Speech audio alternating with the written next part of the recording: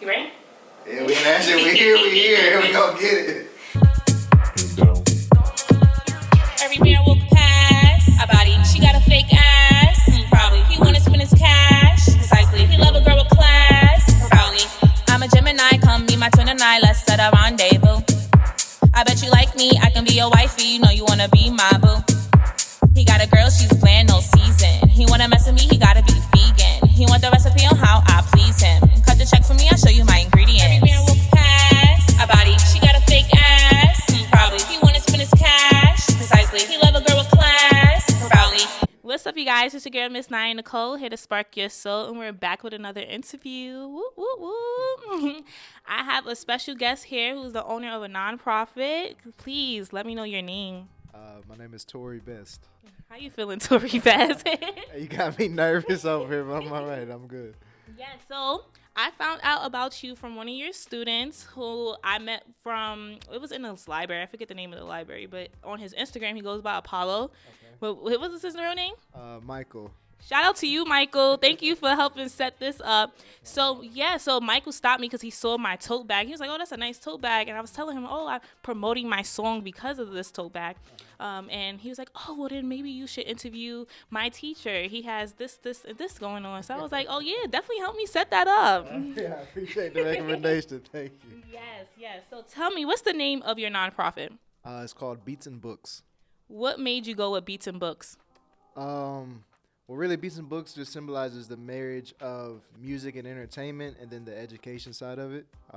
Like for me, when we were creating it, it was, a lot of people have had success in the industry, but they don't have the education to make lasting success, contracts and all that other type of stuff. So we wanted to bring the two together so we can kind of bring our power back.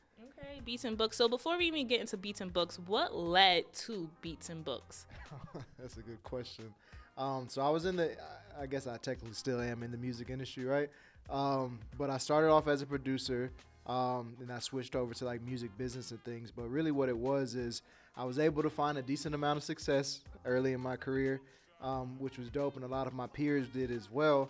But I just started realizing that a lot of people were not getting the best out of situations and didn't know how to move. They would talk themselves into a room, but talk themselves out of that same room.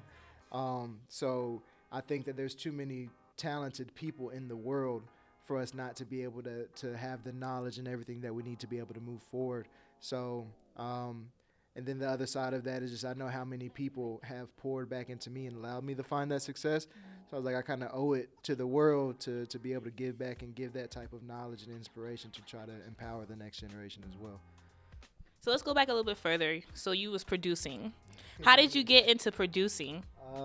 So I've been doing music like my whole life. I'll say that I started playing the drums in like 3rd grade or something like that.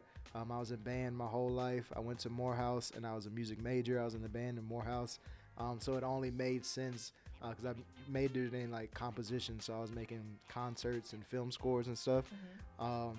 The producing is like the cooler version of that. So once I graduated, it was just natural for me to kind of move into that space. I'd been doing music for so long. Okay, so with Beats and Books, I went on your website, did a little research. It says you have 2,500 plus students that's engaged. You have 75 plus students that's been employed, and 50 plus Grammy and multi-platinum guest instructors. We gotta update those numbers, man. We a little bit bigger now. Okay, yes, gotta upgrade. You want to inform us a little bit? Well, I mean, just change so it's 3,000 now for the students. We have 100 plus now that have been employed in the industry. The Grammy nominated, I think it's about 100 of those as well, just like guest instructors and partners that we've worked with. And I think the other number, like 115 events in 9 cities, 2 or 3 countries, something like that. How does that make you feel? To be honest with you, most of the time I don't even really believe it. Like I just, because for me, like I've obviously been around since it was an idea. So to look around and like we're in the space and being able to do the things that we've done, it sometimes seems a little unreal. So I just keep my head down, just keep working at it. To be honest with you. Well, when did this idea come into fruition? To be honest, it started off as an event. where we just wanted to bring like guest speakers to come in and teach people or do like panels and stuff about the industry. I will say that that was a terrible failure. We had more panelists than we had people attend because we thought that, just growing pains, right? But from there, it made me double down, say, okay, what do I need to actually build this into something? And it started to grow, I guess, from that space. But it started off as just like, hey, let me bring some of my friends in here to come talk to some college students about how to be successful in the industry. Yeah, it was. Do you remember how many people was in attendance? To be honest with you, I wasn't even there, so it's crazy, right? So I had my whole team there, and we had maybe like 9 or 10 different panelists. I'm talking about like Grammy winners, like people, like big people. But I had to go to a wedding in Chicago at the same time, so like I was actually got pulled over while I was on the way up there. That's another story. But my team was calling me about that while I was talking to the police and all that type of stuff. But all that being said, there was probably maybe like 10 or 15 students that were there, but we were expecting maybe a couple hundred, things like that. So it was a little surprising. Right. So how many people are in attendance now at your events? It depends. Like sometimes, the largest ones we've had is like 300 or 400 people. But we also try to keep it a little bit more intimate, right? Like, because I don't want any of our students to feel like they're just a number. So if you're in a big crowd and you feel like you can't ask the questions or get the knowledge that you actually want to get, I want, the biggest thing for Beats and Books is knocking down the walls between where you are and where you want to be. And that's also between the people that are where you want to be. So we try to bring, these big name people, but bring them into a small setting where the students feel comfortable actually talking to them and get that one-on-one or just, small group interaction. So we try to keep it relatively small, maybe 15, 30. But some of the things like internship fair, we get a couple hundred. And how did you stay humble or grounded in that process of going from 10 to 15 people in the audience to now having hundreds in the audience? What kept you motivated to get to that point? What keeps me motivated, first I'll answer, you had 2 questions. I'll answer both of them. The one that keeps me motivated is I mentioned before how many people have like fed back into me. I always want to be able to, if I ever meet somebody who's going through something in their life, I want to tell them or more show them that they can get over that because I've done it myself. So I want my success to serve as an inspiration for, like we were talking about a little bit before off camera, of like, I'm from a smaller city. I want all those kids to know that they can do it too. Like, the success is yours if you go for it. So that's what keeps me motivated. What keeps me humble is life is your greatest teacher, right? So I just know that I've had a lot of lows in my life. I've had a lot of highs. And that helps with the balance and perspective. Like, whatever you have right now can be gone in an instant, so appreciate it while it's here. And while you're always building and growing and all those other things, just take time to be present and realize that everything is also a gift because you don't have to have it. So I've learned to appreciate it when I do. Right. That's a word. So Beats and Books Academy, according to your website, is a one-stop shop to get everything you need to make music through the membership-based program. And you will learn how to make beats, write songs, record vocals, instruments. Can you explain a little bit more and further how does the Academy work? Absolutely. So the Academy, we focus on 3 things, right? 3 pillars, which is engage, empower, and employ. So the engage side of things is things like the panels that we do. We'll do like VIP studio tours or like radio station tours or backstage access to concerts, just to be able to show people the industry. The other empower side is where we do those hands-on workshops. So we're Avid Learning Partners, so we can certify people in Pro Tools.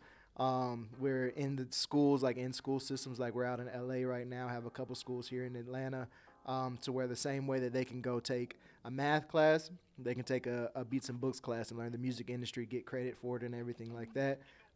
So we do that type of hands-on programming, different workshops and things like that. And then the employee part of it, which is like the internship fairs and things like that, where we're connecting those students directly to professional opportunities in the industry, because I can't say that we're preparing you for a successful career if I don't give you an opportunity to have a career. So we do that, and then the other side of it is we also have a mentorship program, which is it's actually a relatively new thing, but where the students get one-on-one mentorship. So It's one thing to learn about, like you said, how to make music or how to songwrite or even the business side of thing, but it's another thing when you have somebody that cares about you as a person. Because we tell people all the time, like, if your lights are off at home or if you're having other type of things at home, you're not going to care as much about production right at that time, right? So we want to make sure that we're looking at the whole person and guiding them in that way. So that's a little bit kind of how Beats and Books Academy is structured for us. What is the age range? Anywhere from middle school to college and beyond, to be honest. We try to, maybe not the elementary school students because we want them to be able to grasp what we're actually talking about. And sometimes you have enough trouble just keeping them in the seats. But right around 6th, 7th, 8th grade is when that's the earliest that we typically do. Then we go through high school all the way through college. The goal is to create a pipeline, right? So, there's kids that will say they want to be in the NBA and they start skills training at 4 or 5 years old, but we don't have anything like that for the creative arts industry. So that's what we wanted to do, is create a pipeline to where you start in middle school, you continue to learn through high school and college, you're able to actually go attend events and do all these other things to actually be in the industry, and that also qualifies you to go into the internships and other positions like that. So trying to take care of them all the way through. So you have to be a student to be enrolled as a member? Oh, no, not at all. So when I say students, I'm talking about people that are learning under us per se. We have people that are not in school. We have people that are homeschooled. We have all types of different kinds of people, but we always tell people, like, you don't have to be enrolled anywhere to do anything. Like, all you have to do is be willing to learn and want to better yourself, and then you're welcome at Beats and Books. Make sure y'all apply. So you also have Making the Mogul, and this is a competition-style experience where students are able to work with a team to create original song, music video, basically the whole production of creating a song and getting it out to be released. So how does that come about? How did Making the Mogul come about? Well, one, I'll give shouts to my brother Usir Amin, who came up with the name, and he helped us craft the idea. But really, we just wanted to find a way to condense. Like, we have programming that can last all year. Some things are like a day or so, but we want to condense the experience to be able to do like an action-packed weekend or an action-packed week where the students will come in. Like you said, it's competition-driven, so they'll get on their teams, but they have to make a song. They have to write the lyrics. They have to record it in a professional studio. They get their music video done, photo shoot, things like that. But then on the other side of that, they have to make a business plan. They have to create a marketing plan, because, like, who's going to fund it? Like, I'm not going to pay for it, so you tell me how you're going to pay for it. So we go through that whole ROI thing, but it really was just created because we wanted a crash course for students to really learn what it's like to actually put a project together and have to put it out. And a lot of people think, I can just record my song and put it out on, on Spotify or whatever. But there's a lot more that goes into it, so we try to give them a realistic expectation. And then the good thing is, at the end of that program, that business pitch that I was just saying, they actually do that to, like, record label A&Rs and, like, PDs at radio stations and things like that. Again, I can't say I'm giving you an opportunity if I don't really put you in the space for an opportunity, but it also lets them know, like, the things that you're working on are a lot more real, and they can be a lot more real than you think. Has any of the students you worked with been signed? Been signed? I don't know. Let me say that. I know they've got a lot of jobs. I don't know if anybody has been signed per se. So I'll say that. I might have to give you an update on that, because we might have some. I know we have some that have done pretty well, have gotten a sizable amount of streams, listens, placements on certain records, and also like sync placements with like NBA and all that other type of stuff. So they've found success, but the signing, I don't know. I don't want to speak outside of it. I don't know. Soon come if it hasn't already. right. Speaking into existence for us. Right. So the Academy in One experience as well. It's another segment of Beats and Books. That's a whole another program that you have within Beats and Books. Okay, so it's designed as a one-day event where people are able to come in and basically learn from the program, but all within one day. Yeah. Oh, so what are some of those type of activities that you have? So the way that came about is we were actually working to do something for the Super Bowl, and we wanted to have a big room, and we'll be doing that in February. Everybody, just to let you know as well. Okay. Soon come, soon come.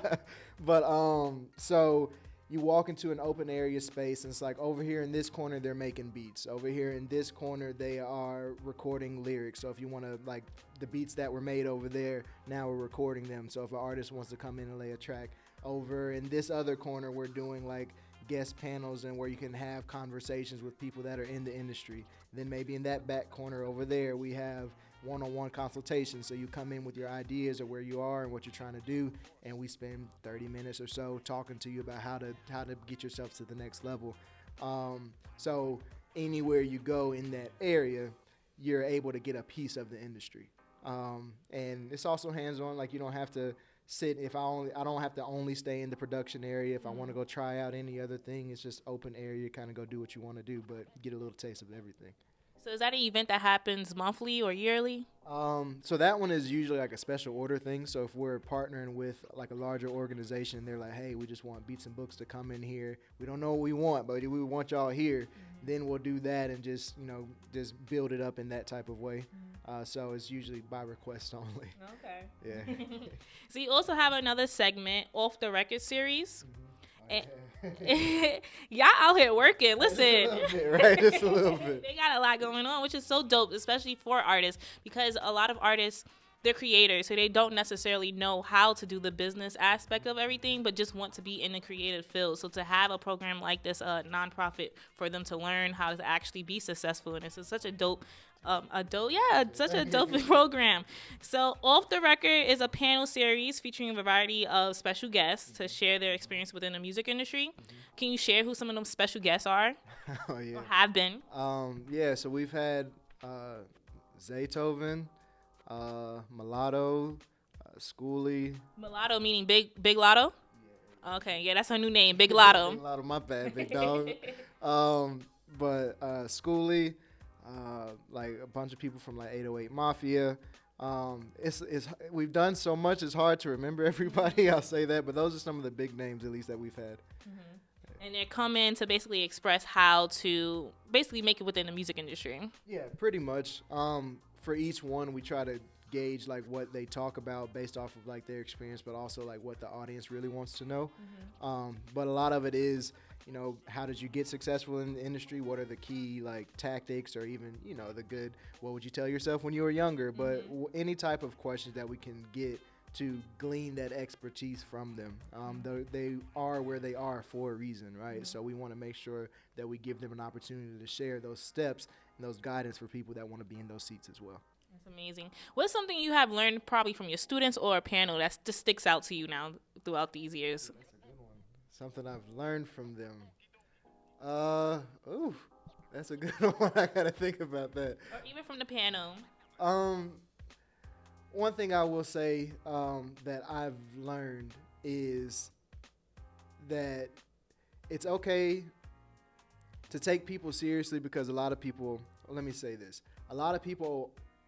it's okay to take yourself seriously in what you're trying to do. We run into so many kids that want to do it, but like you said, they don't know how, they don't know the first step about anything. So that makes them back away from their talent, and it makes them choose another lane. And me seeing those people come in, but also seeing them when they turn that corner, when they get that inspiration, when they get the guidance, it's an amazing transformation. So what I've learned from watching these people grow is that it's okay to take yourself and your craft seriously, to believe in yourself and to go try it out. And that's something I even, like, as much as we build and all the great things, it's something I still work on. Is like, you deserve to be here. Like, it's a reason why they keep calling you into the rooms and things. So that's something that I've learned watching all the students grow, is that, bet on yourself. Right. Yeah. And I'm not sure if I asked you, but how long has Beats and Books been a thing? Since about 2016 or 17, one of those two. I know that our government documents say 2017. I think the idea came in 2016 when we tried that first event. But after that, we got a little more serious. It's always something. When I was telling you about my studio, I remember our first event, we was expecting people, got food, DJ, everything. And it was just literally us there. It was literally just us. So that is an awakening experience, and it's also like, oh, it's motivating. Like, all right, now I gotta just go harder. Let me just go harder in the paint. That's what I Mm-hmm. said earlier. Like, life will humble you. Like, Yeah. it'll teach you. Like, it ain't easy, but it's always worth it. So those things like that keep things into perspective for me. Like I know you've seen on there, like, well, J. Cole be like celebrating his 500 followers, or Travis Scott performing for like 3 people. If you can't perform for 3, you can't perform for 3,000. Right. So you got to start somewhere, and I think that a humbling place is a good place to start, because from there it's only up. Right. What is something you want to be known for? What's your legacy? At the end of the day, I just want to make the world a little better than when I got here. If somebody were to say anything about me and I wasn't here, I would just want them to say that I meant what I said. I was passionate about things that I try to selflessly give to people, because the best way to receive is to give. And even if you don't receive, just give. And that's really the biggest thing for me. And then, like for the Beats and Books things, I want people, like, music saved my life. Like, to be 100% honest, I won't go down that path, but music really saved my life. So I want everybody else to have that opportunity for that as well. I know that, you might not be the most talented sports player, you might not even be the best academic, but you might have a little creative thought or something. Like, music and in the creative industries, they don't discriminate really. Like, it don't matter what you look like, as long as the product is good, you're good. So I want, at the end of the day, to have played such a large impact in the fact that people can now make it, that they can actually fulfill their dreams and not just chase them. And that's what I want to be remembered for. That's dope. And you got Mama Dukes in the building. Yeah, big dog. Yeah. Do you recall any advice that she has given you throughout your years on Earth? A lot. One of the things that I think that I remember a lot is to, like, once you start something, to finish it. I think that's a key, because when it gets hard, a lot of people, like, you want to back away, you want to give up. It's like, nah, you started it, go ahead and finish it. Even if it don't work out, you can't say it didn't work out if you didn't give your all. I can be comfortable if I gave my all and it doesn't work, because maybe it wasn't meant to be.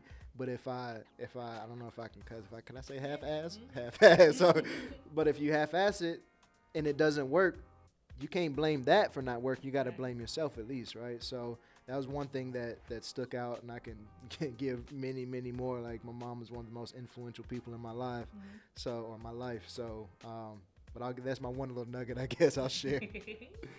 Is your parents in music? So my family plays music, like I said, in like band and stuff. My mom played like clarinet and stuff in marching band. My sister played drums and flute. My grandmother played piano, French horn. My dad, not so much. He's more of the intellectual kind. So most of my family plays music. Not very many of them, if any of them, are actually in the music industry.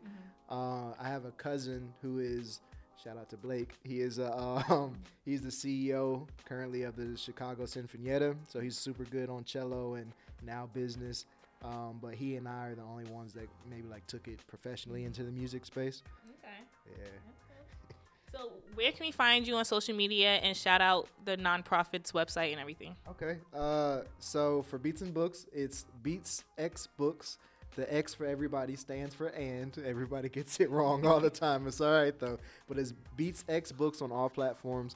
Our website is www.beatsandbooks.org. So beatsxbooks.org. And for me, I'm pretty easy to find. Like, it's just Torey Best, ToreybEst. Best is my last name, so it's nothing too fancy. It was in the cards. Yeah, right. I'm trying the best I can. And that's on all platforms as well. Are you enrolling any students now? Yeah, man. Right before you came, we just had a mentee leave. So like, we're open. If you're interested, we're open. And the best way to find out is just you go to our website. There's a contact us page. You fill that out. Somebody from our team will get in contact with you directly. And the most important thing is I don't want to tell people that I know what's best for them without even talking to them about it. So our intro call is to sit and have a real conversation about who you are, what are your goals, where are you trying to go, and then how we might be able to help you do that. So if you want to get with Beats and Books, that's the best way to do it. Make sure y'all get with Beats and Books, okay? It's your girl, Miss Naya Nicole, here to spark your soul. Thank you so much for your time. Stay blessed, everybody. Follow me, Miss Naya Nicole. Follow me, Miss Naya Nicole. Follow me, Miss Naya Nicole. Like, comment, and subscribe.